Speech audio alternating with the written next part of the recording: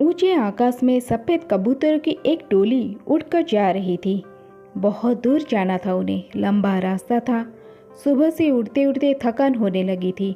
सूरज तेजी से चमक रहा था। कबूतरों को भूख लगने लगी थी। तभी उन्होंने देखा कि नीचे ज़मीन पर चावल के बहुत से दाने पड़े थे। कबूतरों ने एक दूसरे से कहा, चलो भाई, थोड़ी देर रुक कर कुछ खा लिया जाए, फिर आगे जाएंगे। एक बुजुर्ग कबूतर ने चारों ओर देखा। वहाँ दूर दूर तक कोई घर या मनुष्य दिखाई नहीं दे रहे थे। फिर चावल के ये दाने यहाँ कहाँ से आए? बुजुर्ग कबूतर ने बाकी कबूतरों को समझाया, मुझे लगता है कि यहाँ कुछ गड़बड़ है, तुम लोग नीचे मत उतरो। लेकिन किसी ने भी उसकी बात नहीं सुनी। सभी कबूतर तेजी से उतरे, दाना चुगने लगे। इतने बढ़िया दाने बहुत दिनों के बाद खाने को मिले थे। वो बहुत खुश थे। जब सभी ने भर पेट खा लिया तो बोले, चलो भाई, अब आगे चला जाए। लेकिन यह क्या? जब उन्होंने उड़ने की कोशिश की तो उड़ ही नहीं पाए। दानों के साथ साथ वहाँ एक चिड़ीमार का जाल भी था, जिसमें उनके पांव फंस गए थे।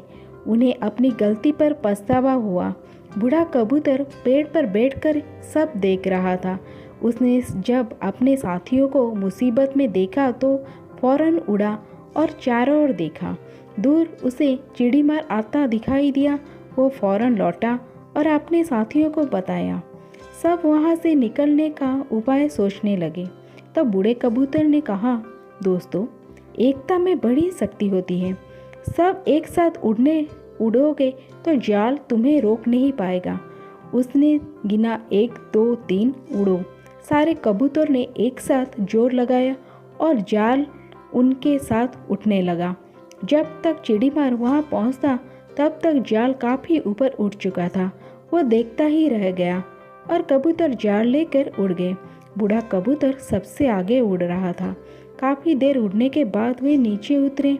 वहाँ कबूतरों के दोस्त चूहे रहते थे। चूहों ने अपने तेज दांतों से जाल काट दिया। इस तरह बूढ़ा कबूतर की समझदारी और साथ मिलकर काम करने से सभी कबूतर बच गए।